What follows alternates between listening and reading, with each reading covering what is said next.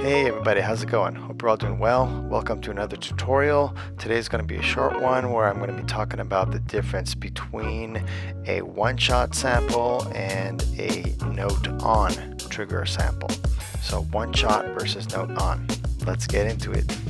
Alright, so I have loaded up a drum kit that I'm going to use. This is again from, I think it's from my NeoSunset expansion pack from Akai, and I loaded up another sample from SauceLab Audio, which is a really cool company that makes a lot of great drum loops and drum breaks.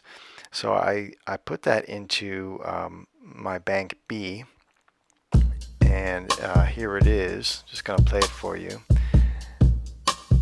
It's kind of a nice slow groove. Alright, and I'm going to use this beat to show the example between the one shot and the note on. Alright, so I'm going to use, let's go back to the main page, and then I'm going to go to my clips where I just set up a bunch of different loops to do this demo. So we're going to use a piano loop here. Let me just make sure everything is at the beginning. So I'm going to use this piano loop. I've used this in another video, you might recognize it. Alright. And I'm going to play it with this drum beat here. Alright. And what I'm going to do is, over this beat, I'm going to trigger that drum break that I showed you earlier. I'm going to trigger it either by a one shot or a note on, and we'll see the difference between the two. Alright, so let me stop this. Let's go back to the main page, and let's go to the edit page here. And now again, you can't see, it's kind of off screen, but this is my drum sample here. And right now, if we look on this global page of the edit menu, usually the sample play here defaults to one shot. Okay, and that means that if you hit your pad, the sample will play its entire length, however long that particular sample happens to be. This one is just one bar basically, and then it finishes. So when you do a one shot, it plays the length of that bar or of that sample, and then it stops. Okay, now that's great because when you're let's say you're recording your sample triggers in a live recording, you can stutter the beginning, so you can do this and then continue letting it play. But now you can't stop it anywhere, it has to continue for it to stop, right?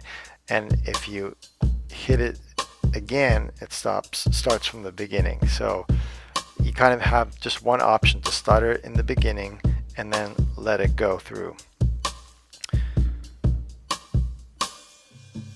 Alright, so then it finishes.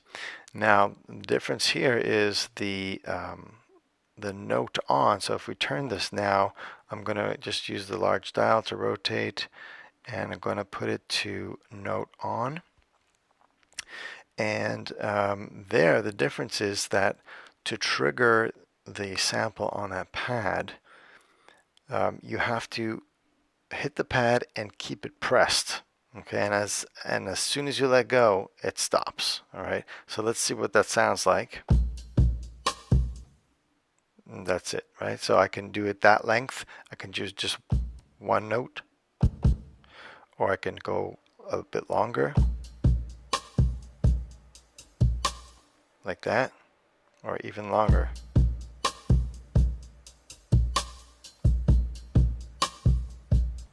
Like that. And then when I can stop it now at different locations, giving a different feel when I'm doing those fills with this drum break. So let's go back to my clip matrix where I have a couple of loops. All right, so now let's try that note on sample trigger over a beat and see how it sounds and see what kind of the different effect it gives, so and why we would use that. All right, so I'm going to use this piano sample here and come in with this drum beat that I did manually, and now I have my one shot on bank B of this drum kit, and I'm going to come in now with the one shot, but remember it's a note on, so here we go, and let go. So it just filled the beginning again.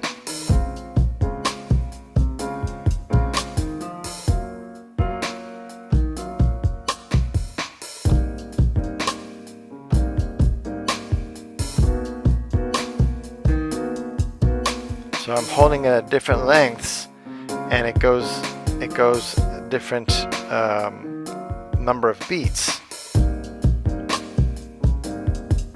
So another way to do that is I could take that sample, chop it up into small pieces, distribute it all over my pads. But let's say you don't have room or you don't want to do that, you can just do the note on. You know, so it's just for accents, you know.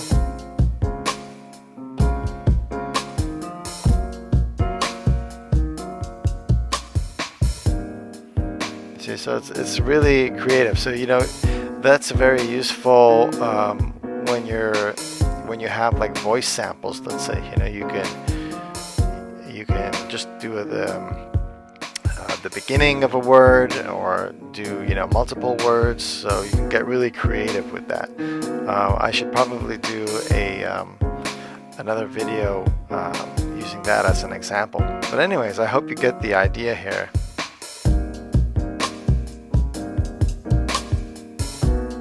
Your timing has to be pretty good for that.